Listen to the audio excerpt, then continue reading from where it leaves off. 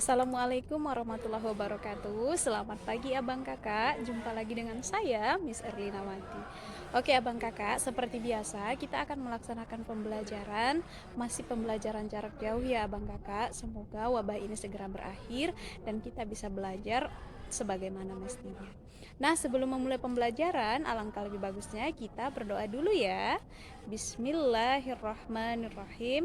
Raditu billahi rabba wa bil islami dina wa bi muhammadin nabiyya wa rasula. Rabbi zidni ilma warzuqni fahma wa amalan mutaqabbalan. Amin. Semoga materi yang disampaikan hari ini bisa abang kakak pahami dengan baik dan bisa menerapkan dalam kehidupan sehari-hari. Baiklah, abang kakak. Hari ini kita akan masuk materi baru di matematika, yaitu pengumpulan data dalam kehidupan sehari-hari.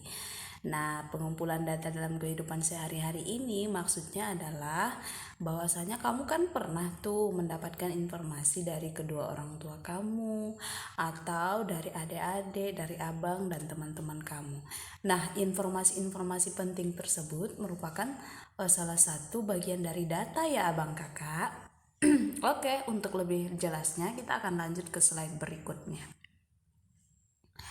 Pengumpulan data itu bisa dilakukan dengan pencatatan langsung, dicatat langsung. Jadi misalnya kita lagi jalan-jalan nih, dapat informasi bahwasanya di desa ini ada tempat wisata yang cantik. Jadi kamu buat di catatan handphone. Nah, itu tuh udah termasuk cara kamu mengumpulkan data dengan mencatat langsung ya abang kakak.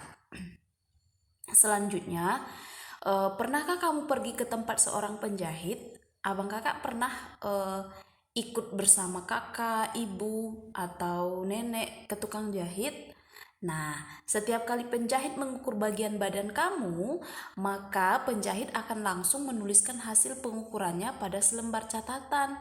Nah, yang dilakukan penjahit itu adalah pengumpulan data dengan cara mencatat langsung hasil pengukurannya. Nah, itu maksudnya ya Abang Kakak. Jadi tukang jahit itu kan kalau misalnya ngukur pinggang kita misalnya 70, kan dia catatkan langsung di kertas kan? Iya. Nah, hal-hal seperti itulah yang dilakukan yang merupakan bentuk contoh dari pengumpulan data yang dicatat secara langsung. Paham ya? Selanjutnya, pengumpulan data pencatatan langsung selain melalui pengamatan, selain dilihat langsung ya Bang Kakak, juga dapat dilakukan dengan wawancara. Nah, bisa dilakukan dengan wawancara. Kita akan melihat kalau wawancara ini akan seperti apa contohnya, Miss? Oke, ini dia. Pengumpulan data dengan cara mengisi angket. Mengisi angket, ya. Nah, pernahkah kamu mengisi suatu lembar isian tentang data pribadimu? Contoh ketika di sekolah atau ketika kamu bersama teman kamu lagi bermain biodata diri, mengisi data-data pribadi dari mulai nama asli kamu, nama panggilan, hobi, kesukaan, makanan favorit, kemudian buah-buahan yang paling disukai, cita-cita dan nama orang tua, alamat orang tua, di mana orang tua kita bekerja dan lain sebagainya. Nah, itu adalah salah satu contoh dari angket ya.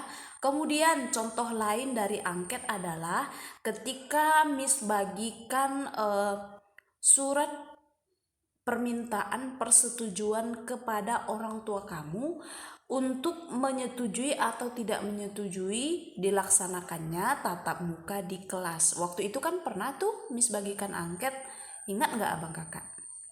Ya, angket persetujuan boleh bertatap muka di sekolah atau tidak ya. Jadi itu merupakan contoh dari angket.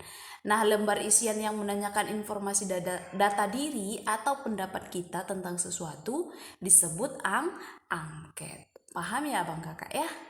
Oke. Nah,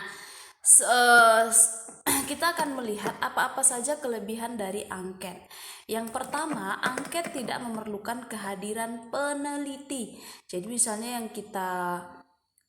yang kita dimintai respon tentang suatu objek, objek ya, maaf, suatu objek atau suatu instansi atau seseorang atau suatu ilmu, kita tidak perlu mendatangkan orangnya atau mendatangkan perusahaannya ke tempat kita untuk kita lihat, tapi cukup dengan membaca isi dari pernyataan angket. Ya, kemudian yang kedua, dapat dijawab responden menurut kecepatan masing-masing. Kita boleh jawab sesuai dengan kecepatan pemahaman kita masing-masing. Yang ketiga, dapat dibuat anonim tanpa nama. Yang keempat, mudah pengisiannya. Yang selanjutnya, tidak memerlukan banyak waktu. Terakhir adalah lebih besar harapan untuk dikembalikan. Nah, itu dia beberapa kelebihan dari angket ya Abang Kakak. Nah, kemudian kita akan melihat macam-macam data. Ada data kuantitatif dan ada data kualitatif. Data kuantitatif yaitu data berupa angka atau bilangan. Contoh, data nilai ulangan, data tinggi badan, data berat badan.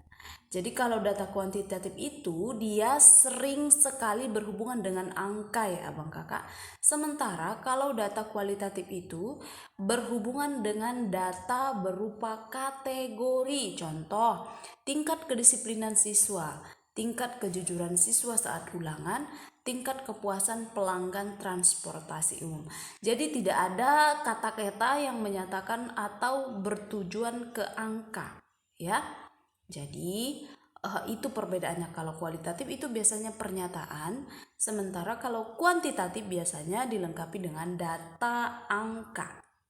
Paham ya Bang Kakak perbedaannya? Oke. Nah, sebelum kita akhiri video pembelajaran ini, Miss mau menjelaskan tentang ayat yang berkaitan dengan materi kita.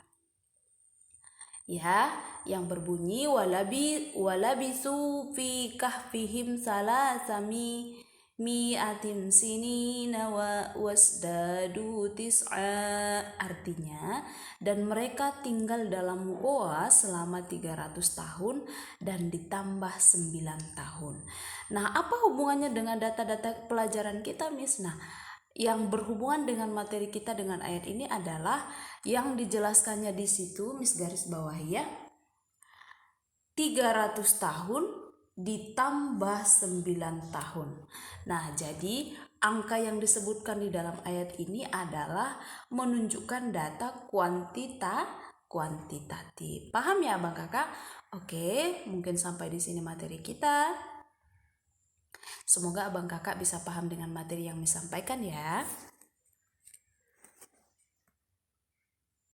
Baiklah, itu tadi pembelajaran kita hari ini. Semoga Abang Kakak tetap semangat belajar di rumah. Jangan lupa jaga kesehatan, tetap konsumsi air putih yang cukup, buah-buahan yang kaya akan serat. Jangan lupa tetap memakai masker ketika setiap keluar rumah. Dan jangan lupa bagi anak-anak Miss yang perempuan tetap memakai jilbabnya ya, walaupun kita tidak belajar di sekolah. Oke. Terima kasih sudah menonton video Miss sampai selesai. Miss sudahi. Assalamualaikum warahmatullahi wabarakatuh.